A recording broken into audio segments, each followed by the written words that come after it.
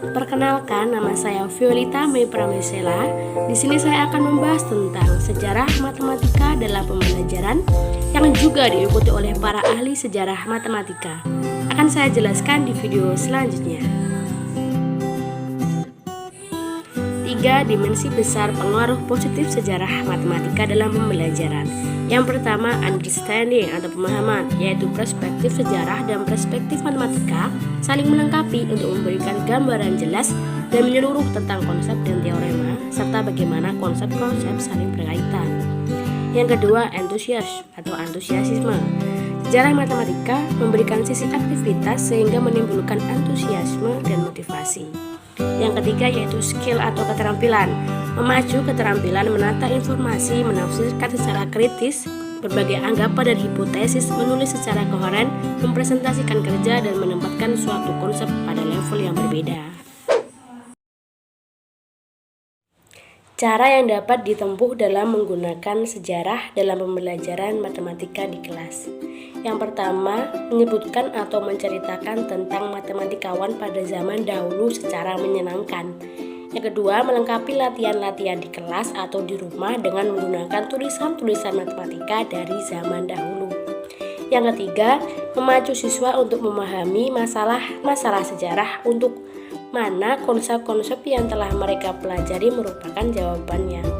Yang keempat, menyediakan pengantar sejarah untuk konsep-konsep yang baru bagi siswa. Yang kelima, memberi tugas-tugas tentang sejarah matematika. Yang keenam, menggunakan contoh-contoh penting dalam sejarah matematika untuk menggambarkan teknik-teknik atau metode matematika. Yang ketujuh, memacu kreasi tampilan poster atau proyek lain dengan topik-topik sejarah. Dan yang kedelapan, merencanakan suatu pendekatan pedagogik untuk suatu topik tertentu dengan menggunakan perkembangan sejarahnya. Sejarah matematika berdasarkan tokoh ahli matematika. Yang pertama yang akan kita bahas yaitu Pythagoras. Pythagoras yang lahir di Pulau Samos di Turki mendirikan perguruan yang disebut dengan perguruan Pythagoras. Dasar perguruan tersebut adalah bilangan yang mengatur segala sesuatu. Sumbangan matematika yang penting dari perguruan Pythagoras ini antara lain yaitu bukti teorema Pythagoras dan konversinya. Pythagoras mengajarkan bahwa semua bilangan adalah rasional. Berdasarkan beberapa literatur, Pythagoras meninggal sekitar 507 sebelum Masehi saat kompleks perguruannya dibakar oleh penguasa setempat karena dianggap mengajarkan aliran yang sesat. Pembahasan yang kedua yaitu Euclid. Euclid lahir di Alexandria, sangat terkenal dalam matematikanya. Euclid dipastikan pernah belajar di Akademi Plato di Athena. Tidak ada karya Euclid yang memiliki kata pengantar sehingga kita tidak dapat mengetahui siapa pengarangnya.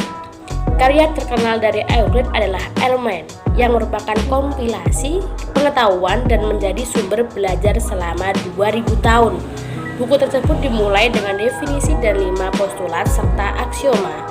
Buku ini menjadi cikal bakal sistem aksiomatis dalam matematika. Telah ada ribuan edisi diterbitkan sejak pertama kali dicetak pada tahun 1482. Euclid juga menulis banyak buku lain tetapi yang dapat bertahan hingga kini terkait matematika antara lain data yang berisi 94 proposi dan on division yang membahas mengenai cara membagi sebuah bangun menurut perbandingan yang diberikan. Pembahasan yang ketiga yaitu Archimedes. Archimedes berasal dari Syracuse, Pulau Sisilia yang menjadi koloni Yunani. Ia belajar di Universitas Alexandria sebab ia bersahabat dengan Eratosthenes, murid Euclid. Ia sering disebut sebagai matematikawan terbesar sebelum Sir Isaac Newton. Ia sering disebut sebagai bapak integral. Beberapa karyanya sebagai berikut. Yang pertama ada The Method, yang artinya metode, yang banyak menjelaskan tentang metode yang menemukan teoremanya. Ada lagi yaitu Quadrature of the Parabola, artinya membujur sangkarkan parabola yang berisi 24 dalil. Karyanya selanjutnya yaitu Measurement of a Circle, artinya pengukuran lingkaran, dan yang keempat yaitu On Spiral, artinya tentang spiral. Tokoh yang keempat yaitu Brahmagupta. Brahmagupta adalah kepala observatori astronomi di Ujjain yang merupakan pusat perkembangan matematika India saat itu. Karya terpenting adalah Brahmasputa Siddhanta yang ditulis di Binmal, ibu kota dinasti Gurjara.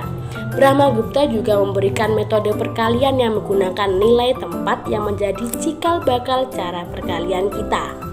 Sumbangan lain adalah algoritma untuk menghitung akar kuadrat suatu bilangan, akar kuadrat, serta metode menyelesaikan persamaan tak tentu berbentuk AX plus C sama dengan B.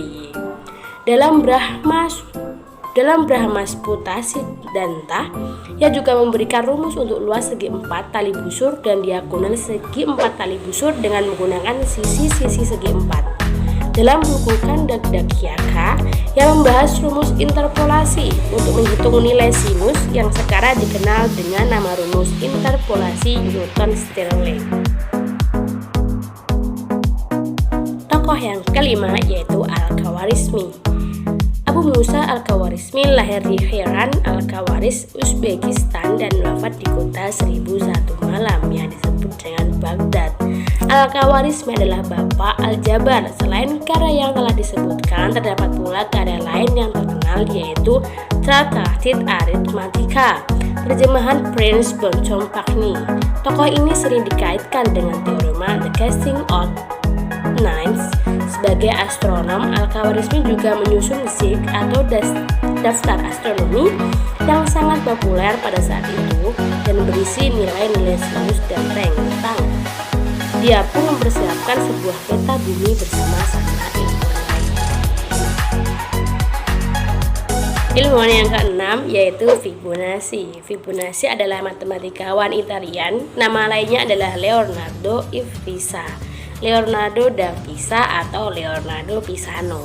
Ayahnya bernama Guglielmo Bonacci, adalah seorang pedagang dan ibunya Alessandra. Fibonacci mengenal sistem matematika ketika mengikuti ayahnya berdagang sampai ke Afrika Utara.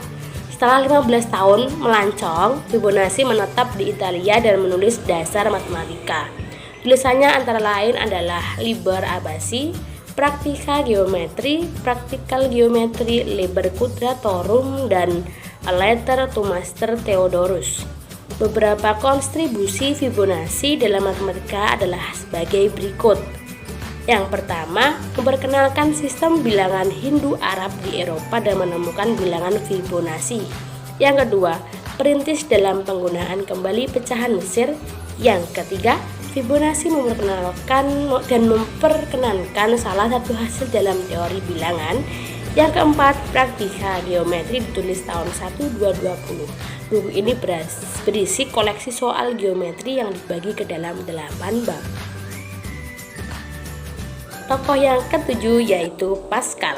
Blaise Pascal adalah anak ketiga dari Etienne Pascal. Blaise secara mandiri telah mempelajari geometri di usia 12 tahun.